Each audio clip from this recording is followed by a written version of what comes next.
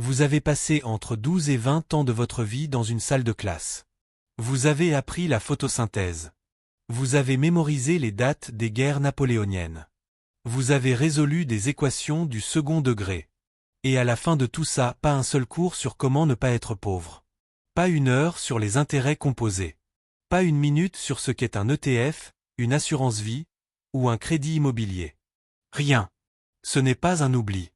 Ce n'est pas une négligence. C'est un choix. Et dans les 10 prochaines minutes, vous allez comprendre exactement pourquoi. Qui l'a décidé. Ce que ça vous a coûté.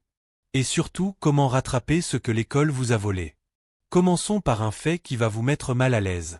En France, un jeune de 18 ans peut sortir du système scolaire sans avoir jamais entendu le mot dividende. Sans savoir ce qu'est un taux d'intérêt réel. Sans comprendre comment fonctionne l'inflation. Mais il sait calculer l'aire d'un trapèze. Il sait conjuguer le subjonctif imparfait. Et il sait qu'Austerlitz s'est passé en 1805. Posez-vous une question simple. Dans votre vie adulte, qu'est-ce qui a eu le plus d'impact? L'aire du trapèze, ou la différence entre une bonne et une mauvaise dette? L'école française forme des employés. Pas des investisseurs. Pas des entrepreneurs. Des employés compétents, obéissants, et financièrement dépendants. Ce n'est pas une accusation gratuite. C'est ce que dit la structure même du système. Voici maintenant quelque chose que les manuels scolaires n'enseignent jamais. L'école publique moderne n'a pas été inventée pour vous libérer. Elle a été inventée pour créer de la main-d'œuvre industrielle. Au XIXe siècle, le chancelier Bismarck en Allemagne a développé le premier système d'éducation publique obligatoire. L'objectif déclaré était de former des soldats disciplinés et des ouvriers efficaces. Pas des penseurs financièrement autonomes.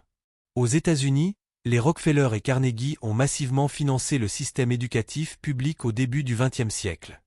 Leur motivation n'était pas philanthropique. Ils voulaient des travailleurs formés pour leurs usines. Des consommateurs prévisibles. Pas des concurrents. En France, Jules Ferry a construit l'école républicaine. Vision noble, certes. Mais le cursus n'a pas changé en 150 ans sur un point fondamental, l'argent n'y a pas sa place. Résultat? Des générations entières ont grandi avec la conviction profonde que parler d'argent est vulgaire. Que s'intéresser à l'investissement est réservé aux riches. Que le salariat est la voie normale et respectable. Et que ceux qui s'enrichissent le font par chance ou par héritage. Ce conditionnement n'est pas accidentel. Il est extrêmement pratique pour ceux qui veulent des gens qui travaillent, consomment, et ne posent pas trop de questions. Voici maintenant la liste de ce que l'école ne vous a jamais appris, et ce que chaque ignorance vous coûte en euros réels. L'école ne vous a jamais appris les intérêts composés. Albert Einstein les appelait la 8e merveille du monde. Un investissement de 200 € par mois à 8% de rendement pendant 30 ans vous donne 280 000 €. Pas investi, vous avez juste 72 000 € d'épargne brute. La différence, 208 000 €, c'est ce que l'ignorance des intérêts composés vous a coûté. L'école ne vous a jamais appris ce qu'est l'inflation. Chaque année, votre argent perd entre 2 et 4% de valeur. 1 000 € en 2000 équivalents à environ 550 € de pouvoir d'achat aujourd'hui. Laisser votre argent dormir sur un compte courant n'est pas prudent. C'est une perte garantie et silencieuse. L'école ne vous a jamais appris la différence entre un actif et un passif. Un actif met de l'argent dans votre poche. Un passif en sort. Votre voiture est un passif. Votre appartement en location est un actif. Cette distinction de base absente de 20 ans d'éducation est la première chose que tout investisseur apprend. L'école ne vous a jamais appris ce qu'est un ETF. Un fonds indiciel coté qui vous donne accès à 1600 entreprises mondiales pour le prix d'un repas au restaurant. Avec des frais de 0,2% par an. Contre 1,5% pour les fonds gérés par des professionnels qui font moins bien que le marché dans 90% des cas. L'école ne vous a jamais appris comment fonctionne une banque. Votre banque prend vos dépôts à 0,5%. Elle les prête à d'autres clients à 6 ou 7%. La différence est son bénéfice. Vous êtes le fournisseur de matières premières d'une industrie très profitable sans jamais avoir signé pour ça consciemment. Et l'école ne vous a jamais appris comment négocier votre salaire, optimiser votre fiscalité, utiliser le plan d'épargne en action, comprendre un contrat d'assurance vie, ou calculer la rentabilité d'un bien immobilier. Maintenant la question qui dérange vraiment. Qui bénéficie de votre ignorance financière? Les banques, d'abord. Un client financièrement ignorant souscrit des crédits à la consommation à 20%. Il laisse dormir son argent sur des livrets mal rémunérés. Il prend des assurances superflues. Il ne négocie pas ses frais bancaires. L'ignorance financière est extraordinairement rentable pour le secteur bancaire. L'État, ensuite. Un salarié qui ne comprend pas les mécanismes fiscaux paie plus d'impôts qu'il ne devrait.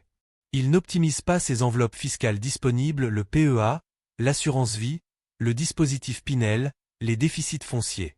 L'État perd de l'argent quand ses citoyens s'enrichissent intelligemment. Les entreprises de consommation, enfin. Un individu qui ne pense pas en termes d'actifs et de passifs consomme davantage. Il achète le dernier iPhone à crédit. Il finance des vacances qu'il n'a pas les moyens de s'offrir. Il dépense pour paraître plutôt que pour construire.